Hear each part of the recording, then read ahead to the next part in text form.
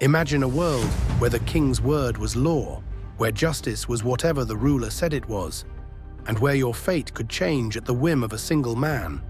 Now picture a daring stand against this absolute power, a moment when ordinary men forced their king to submit to the rule of law. This is the story of the Magna Carta, a document that not only challenged a king, but also planted the seeds of freedom and justice that would echo through history. But what drove these men to take such a risk? How did this single document change the course of history? And why, more than 800 years later, do we still talk about it today? Let's find out.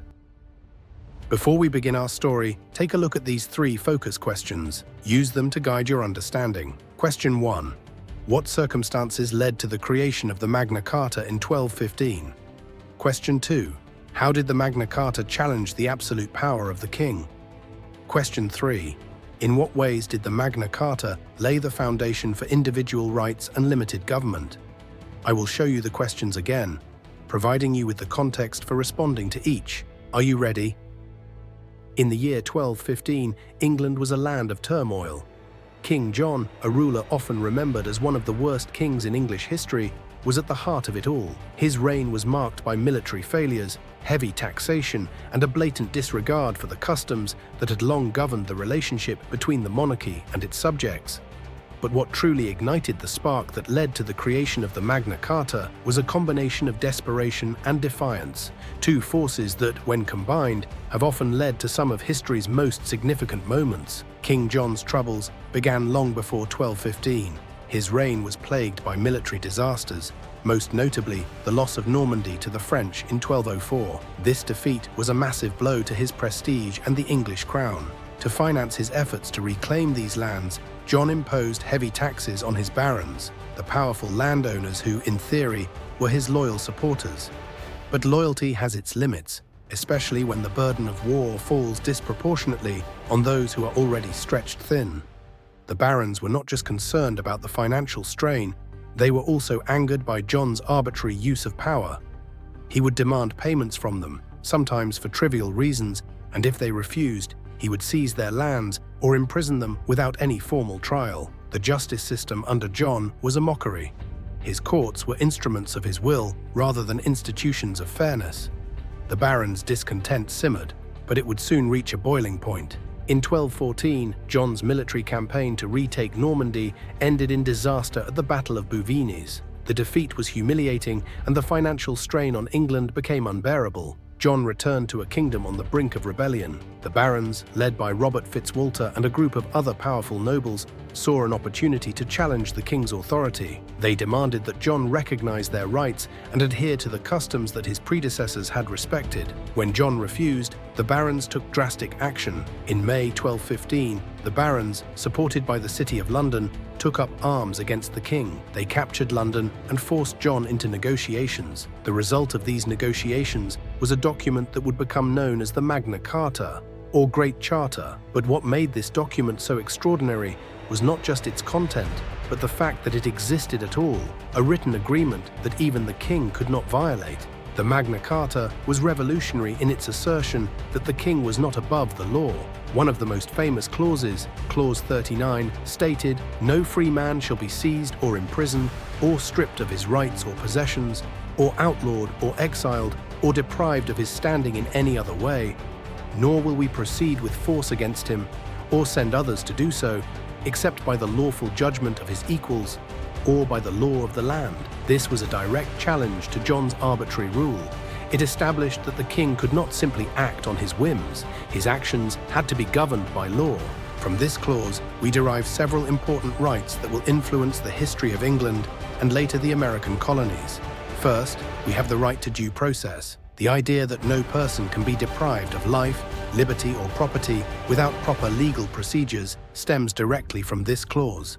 Due process is now a fundamental concept in many legal systems, ensuring that individuals are treated fairly and justly by the law. Next, we have the right to a fair trial.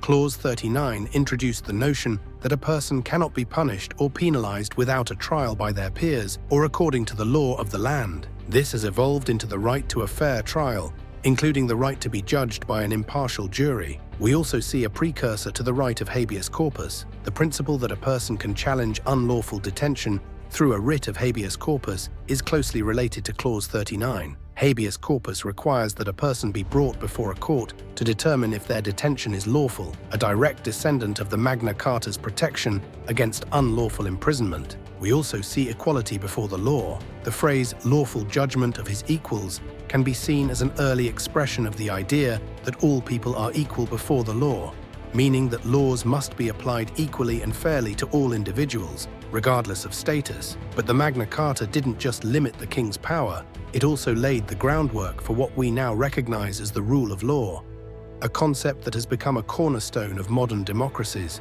The idea that everyone, including the ruler, is subject to the law was a radical departure from the past. In medieval Europe, kings ruled by divine right, their authority supposedly granted by God. The Magna Carta challenged this notion by implying that there were earthly limits to a king's power. The document also included provisions that protected the rights of the church, ensured the protection of property rights, and established a council of barons to ensure that the king complied with the charter's terms. While many of these provisions were specific to the circumstances of 13th century England, the principles underlying them were universal and enduring. One of the most important aspects of the Magna Carta was its impact on future generations. Although it was initially a practical solution to a political crisis, its influence grew over time. The Magna Carta was reissued several times during the 13th century, each time reaffirming the idea that the king's power was not absolute. Its principles were invoked during the English Civil War in the 17th century, and later inspired the founding fathers of the United States as they sought to establish a government based on the rule of law and individual rights. In this way, the Magna Carta laid the foundation for the development of constitutional law. Its influence can be seen in the Declaration of Independence, the US Constitution, and countless other documents that enshrine the principles of justice, liberty, and equality under the law. However, it's important to remember that the Magna Carta was not a perfect document.